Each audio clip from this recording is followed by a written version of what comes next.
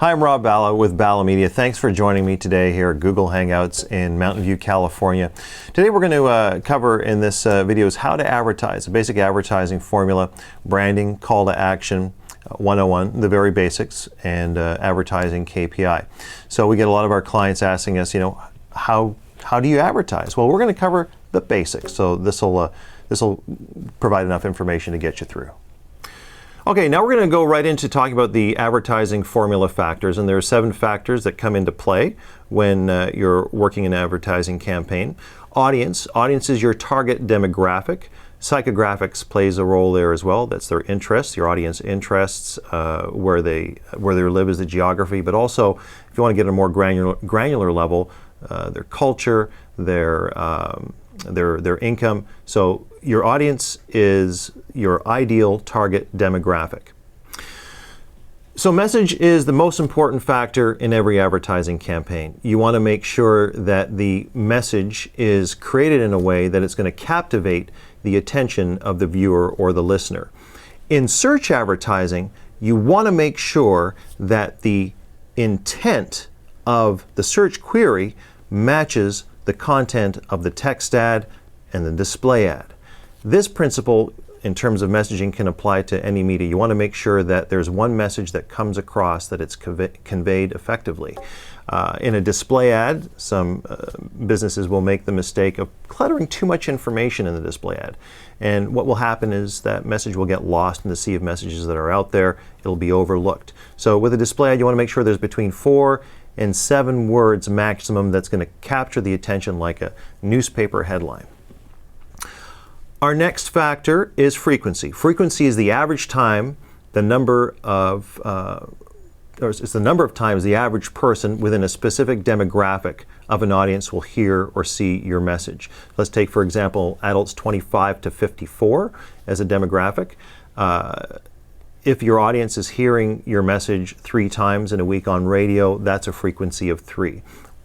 With display advertising and remarketing, you can really take advantage of managing frequency with those 2 areas as well. Reach is the total number of people that are exposed to your message within a given period of time. So it's the total available audience of that media.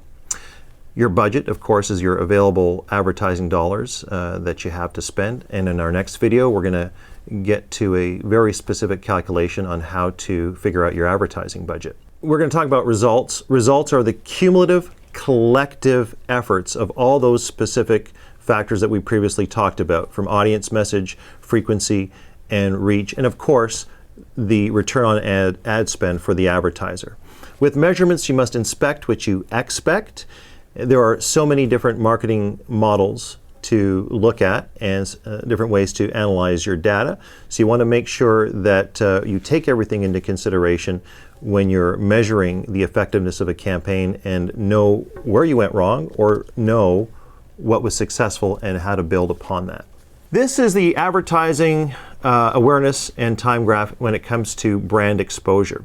So a lot of businesses will make the mistake, they'll take their advertising budget and they'll spend it over a short period of time, and then they'll take the other half of their budget, do it again. You'll see the awareness level goes up, and then it drops off the face of the earth. They'll do it again, awareness level goes up, it drops off the face of the earth. In effect, they are throwing their money away. You're throwing the money away as an advertiser because you're not efficiently spending your advertising dollars over time.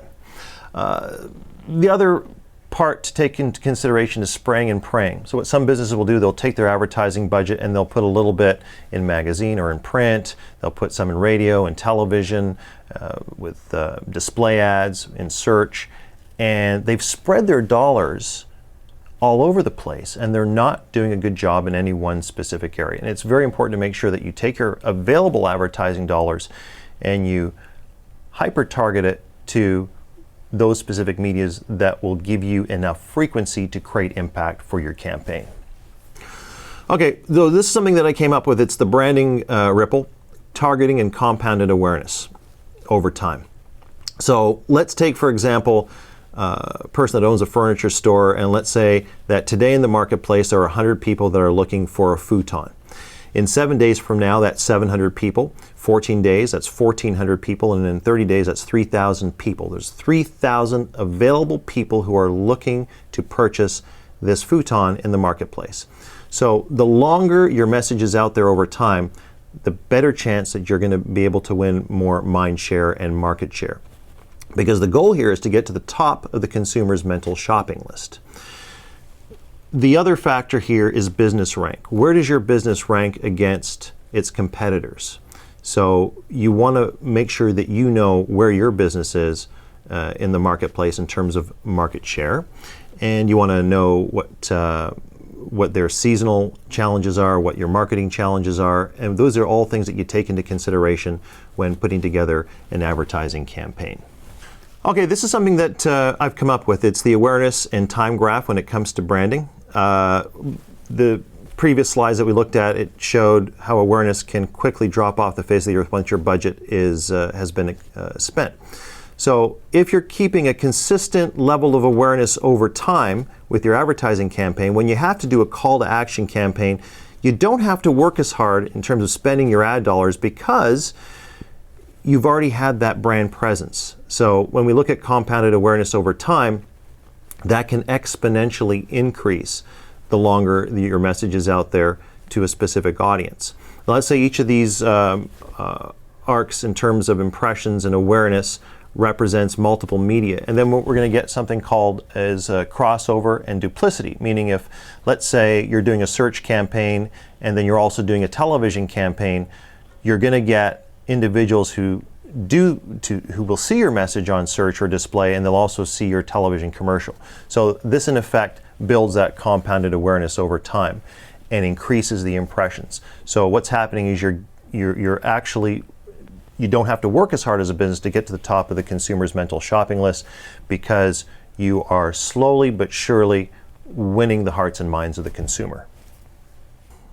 Now we're going to take a look at the advertising snapshot, key performance indicators. There are many marketing mix models that come into play when you are building, executing, and measuring your marketing plan.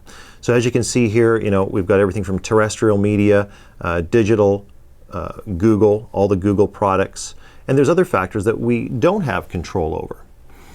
As an agency, we collaboratively work with our clients to ensure that they are achieving measurable results, making sure that their message gets to the right consumer, to the right audience, at the right frequency, and also that there is a measurable return on ad spend.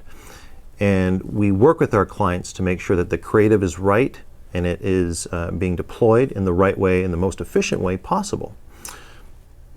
It's also paramount to ensure that your main message in your campaign is mirrored on any other media that you're using. So if you're running a display campaign on Google, you want to make sure that that message is also being mirrored in your radio campaign, television campaign, or billboard campaign as well.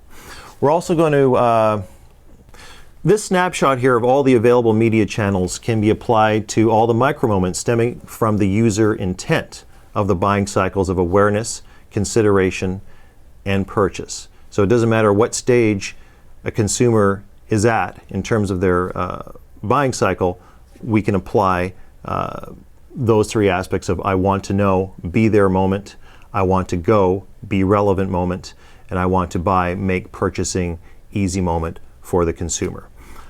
I'm Rob Balla with Balla Media. Thanks for joining me here today at Google. For more information, please email us at amazingservice@ballamedia.ca or call us at 905-572-7474. Thanks and have a great day.